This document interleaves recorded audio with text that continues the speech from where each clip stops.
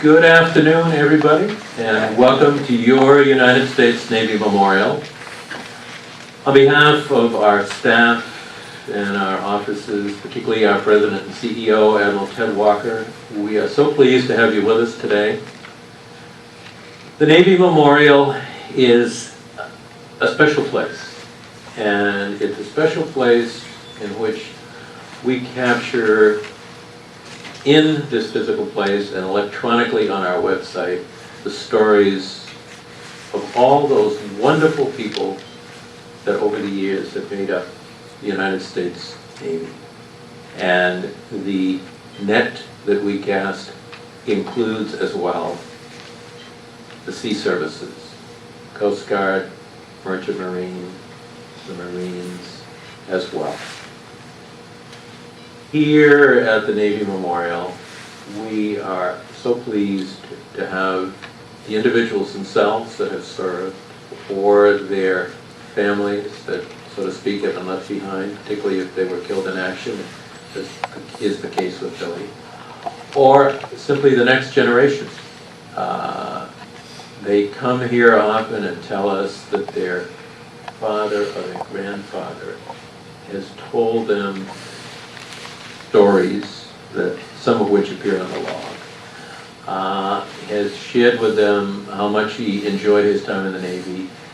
And so all of a sudden we've got the next or the second generation coming to visit the Navy Memorial in honor of somebody within their family that was proud to have served. Now, the Plaque program is part of an outreach that we extended after we ran out of these 200 plus seats that you're sitting in. If you look on the arm of each of these, there's a story, either about a particular ship or an individual. And I was in charge of that program, and I ran out very quickly. And then I had lots of veterans of ship associations who said, now what are we going to do? So that was the beginnings of the Plaque Wall, which is just outside the theater on the left as we eventually depart. We've got over 550 plaques on that wall. And they're all on the website, which makes it interesting for your shipmates or families that weren't able to be with us today to actually go online and take a look at Billy's plaque, to take a look at some of the other plaques that are on the wall.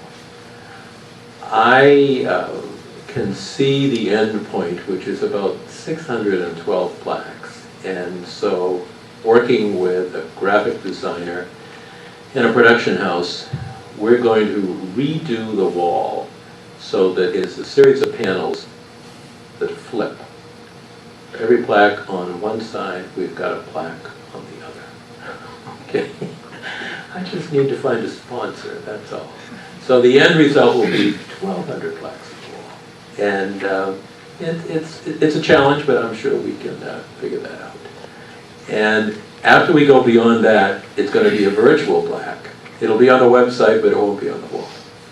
Now, when we briefed Admiral Walker about the plaques that were going to be dedicated over the next 10 days, he got so excited about this particular plaque for Billy because he was aboard that squadron as a supply officer at the time of the incident. And we were not aware of that until he shared that with us last week. He had another personal commitment.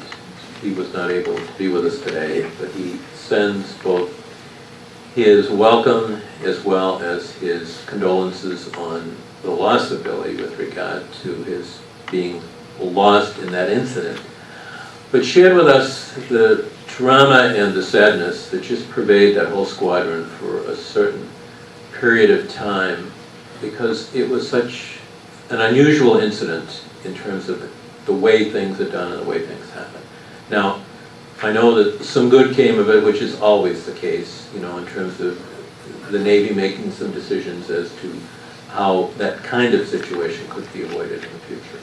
But we're here today to commemorate Billy's time in the Navy. I'm happy to welcome you here to your Navy Memorial. and also looking forward to hearing some of the stories and some of the things that are going to be shared here today during the program. So sit back, relax, and take it away, Gary. Thank you, Paul. It's now my pleasure to introduce your keynote speaker, who will be leading the major portion of today's ceremony, Mr. Andy Wheeler.